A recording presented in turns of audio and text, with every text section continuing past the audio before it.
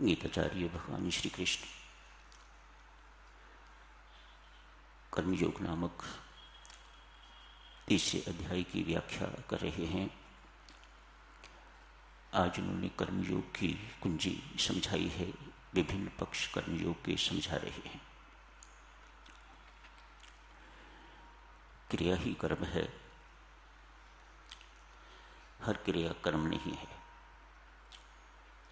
हर कर्म तो क्रिया है, लेकिन हर क्रिया कर्म नहीं। संत महात्मा थोड़ा सा यहाँ भेद लाते हैं। जैसे व्यक्ति नन्हा बच्चा है, शिशु है, बड़ा होता है, इसमें क्रिया तो है पर कर्म कोई नहीं।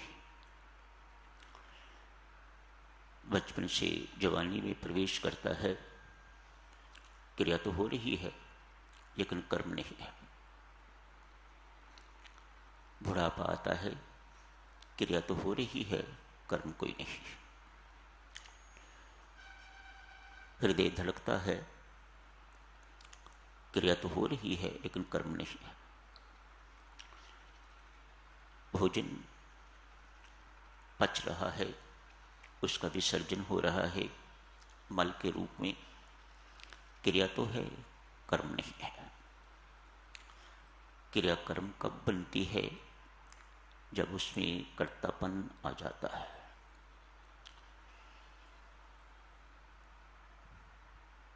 बाल अवस्था से जवानी में प्रवेश करने में कर्तापन का कोई स्थान नहीं है।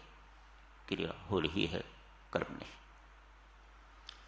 कर्म उसे ही कहा जाता है जहाँ क्रिया के साथ कर्तापन जुड़ जाता है, कर्तृत्व जुड़ जाता है, डूअरशिप जिसमें जुड़ जाती है उसे कर्म कहा जाता है। यही कर्म बंधन का कारण बन जाता है। इसे निर्बंध करना ही कर्मयोग है। जहाँ कर्तापन होगा, जहाँ कर्म के साथ ये होगा, मैंने ये कर दिया, मैं ये करवा रहा हूँ, इत्यादि इत्यादि, जहाँ आपने देवियों सज्जनों अपने कर्तापन की स्टैंप लगा दी, आपके मुख से निकल गया मैं, बस वही कर्म बंधन का कारण बन जाएगा। यही कर्म यदि दूसरों के लिए किया जाता है, अपने लिए न करके, अपने लिए करना तो स्वार्थ है, अतएव बंधन का कारण। दूसरों के लिए कर्म करना निस्वार्थ हो जाता है, अतएव मोक्ष का साधन। इसी को कर्मयोग कहा जाता है। अपने लिए न करके दूसरों के लिए कर्म करना, अपने लिए सुख न चाह के दूसरों के लिए सुख की कामना करना, अपना उपकार न चाह के दूसरों का उपकार चाहना, अपना हित न चाह के दूसरों का हित चाहना, ये सब कर्मयोग के अंतर्गत हैं। आज यज्ञ के अंतर्गत विभिन्न पक्ष गीताचार्य भगवान श्री कृष्ण अर्जुन को समझा रहे हैं। यज्ञ की बड़ी सुंदर परिभाषा भगवान श्री ने समझाई है, स्वामी जी महाराज ने स्पष्ट की है। ये संसार कहते हैं आदान बलिदान, आदान प्रदान, लेन देन पर ही चल रहा है। एक व्यक्ति देता है, दूसरा लेता है, इत्यादि इत्यादि, इसी से संसार चल रहा है। जहां परस्पर सहयोग की भावना नहीं रहती, वहां व्यक्ति व्यक्ति न रह के तो मानव मानव न रह के दानव कहता है। आज एक बहुत बड़े सेठ हैं, वे अक्सर विद्वानों को, मानवों को और देवताओं को निमंत्रण देता है, भोजन करवाता है। जहाँ मानव साधकजनों भोजन के लिए बुलाए जाते हैं, सेवा भाव से जहाँ भोजन करवाया जाता है, देवताओं को न भी बुलाया जाए तो भी वे वहाँ पधारते हैं। सो यूं समझिएगा कि मानव और देवता तो हमेशा भोजन के लिए आते ही हैं, बुलाए ही जाते हैं। एक दानव को कभी नहीं बुलाया जाता। आज इस सेठ ने, जो बहुत परोपकारी माना जाता है, कर्मयोगी कहिए, कर्मयोगी माना जाता है, इसने आज मानव, दानव एवं देव तीनों को बुलाया है। आप मेरे घर भोजन के लिए पधारिएगा। भव्य आयोजन किया हुआ है, खूब प्रबंध किया हुआ है। राक्षसों ने कहा, आप लोग संसारी कैसे हो? हम किस चीज में कमी हैं? हमारे अंदर किसी प्रकार की कोई कमी नहीं।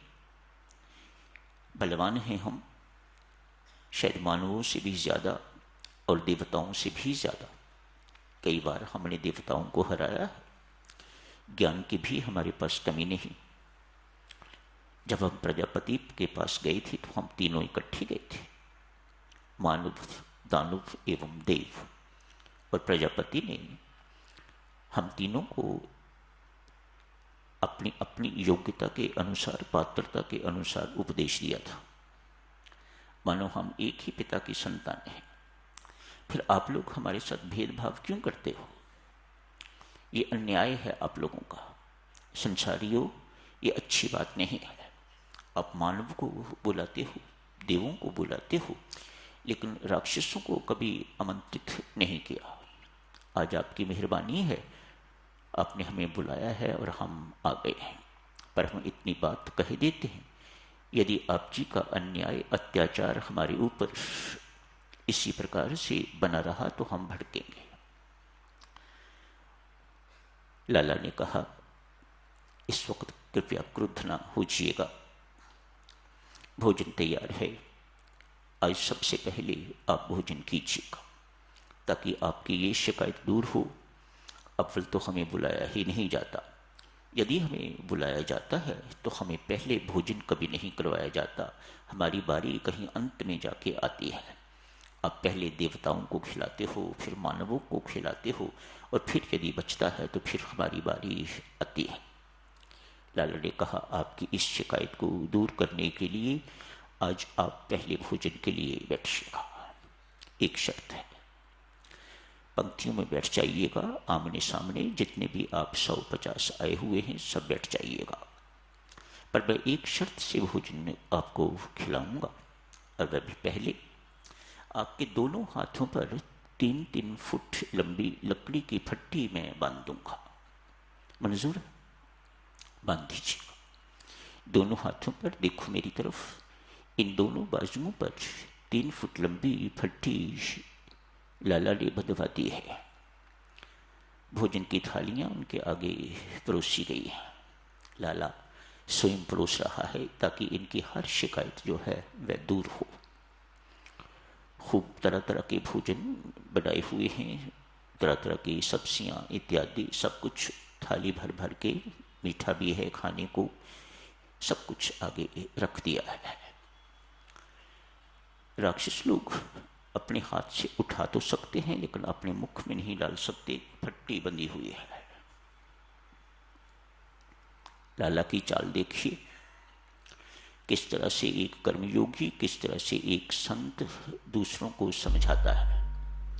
दोनों हाथों पर फट्टी बंधी हुई है। ये कोने यहां से झुक नहीं सकती, मुड़ नहीं सकती, तो अपने मुख में वे राक्षस कुछ डाल नहीं सकते। सभी के सभी राक्षस भूखे हैं, और जब भूखे होते हैं तो द्वेष की भावना, निराशा की भावना इत्यादि इत्यादि पैदा होती है। आपस में उन्होंने लड़ाई झगड़ा शुरू कर दिया। एक दूसरे के सामने सब बैठे हैं,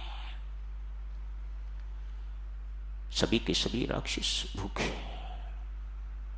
देवताओं की बारी आई। देवताओं के साथ भी ऐसा ही किया है। उनके भी दोनों बाजुओं पर 3-3 फुट लंबी फट्टी बांध दी है ताकि उनका भी इस तरफ से हाथ मुड़ ना सके। लेकिन मानव कहिए, दानव कहिए, देवता कहिए, आखिर देवियों सज्जनों कुछ न कुछ भिन्नता तो है, नहीं तो परमात्मा सबको मानव नाम दे देता। कुछ को देवता नाम दिया है, कुछ को मानव नाम दिया है, कुछ को दानव नाम दिया है, कुछ कारण तो होगा। मेरे राम के विभाजन में कोई गलती तो नहीं हो सकती, कोई अन्याय तो नहीं हो सकता। देवता बैठे हैं एक दूसरे के सामने, ऐसे ही पंक्ति में बिठाया है। इन्होंने देखा कि हम अपने मुख में नहीं डाल सकते, लेकिन किसी दूसरे के मुख में तो डाल सकते हैं। सामने वाला जो बैठा हुआ है उसके मुख में तो डाल सकते हैं। बस इधर वाले उनके मुख में डालते हैं, उधर वाले इनके मुख में डालते हैं, और सारे के सारे देवता पेट भर के स्वादु भोजन खाया। जो दूसरे को पालना जानता है वह कभी भूखा नहीं रह सकता। याद रखना इन बातों को। जो अपने पेट को पालने के साथ साथ दूसरे का पेट पालना भी जानता है, वह व्यक्ति कभी भूखा नहीं रह सकता। देवता देखो ये जानते हैं कि दूसरे के मुख में कैसे डाला जाता है। आज यही किया है ना, अपने मुख में तो किसी ने नहीं डाला, ये दूसरे के मुख में डालते हैं तो दूसरा इनके मुख में डालते हैं, तो डालता है तो दोनों का पेट भरा हुआ है। जो मानव दूसरे के मुख में डालना नहीं जानता उसे ही दानव कहा जाता है, दानव बन जाता है। जो सहयोग करना नहीं जानता, जो सहयोग देना नहीं जानता, वह दानव है। जैसा अभी आपने देखा, आपस में ही लड़ झगड़ के तो वह भूखे हैं, उनका पेट भी भरा नहीं है और भूखे भी हैं, और फिर लड़ाई झगड़ा भी आपस में कर रहे हैं। आज भगवान श्री यही बात समझा रहे हैं। मेरी सृष्टि का दारोमदार आधार आदान प्रदान है, लेना देना, परस्पर लेना देना, इसी पर सृष्टि सारी जो है वह चल रही है। बहुत से स्थानों पर साधुक्षणु अभी भी ये परंपरा है लोप होती जा रही है। जब 1988 में मैं मनाली गया था, उस वक्त तक ये प्रथा वहां जीवित थी। अब तो वे भी अमीरी की चपेट में आ गए हुए हैं, अतएव ये प्रथा वहां भी खत्म होती जा रही है। नहीं है, क्या करते थे, सबके अपने अपने खेत हैं और सब स्वयं ही किसानी करते हैं, कोई नौकर चाकर नहीं है। महिलाएं अक्सर खेती का कामकाज करती हैं, और किसी के पास राजमा की फसल ज़्यादा हो जाती है, किसी के पास कोई सब्ज़ी ज़्यादा हो जाती है, किसी के पास पशु ज़्यादा हैं तो उनके पास दही ज़्यादा होता है, घी ज़्यादा होता है। तो जितना ज़्यादा होता है उतना वह औरों को बांट देते हैं, और जिनको बांटा जाता है, जो उनके पास ज़्यादा होता है, वह उसके बदले में उनको वस्तु दे दी जाती है। इस प्रकार से गाँव के सिलसिले ही नहीं, परमात्मा की सारी सृष्टि जो है वह इसी प्रकार से चलती है।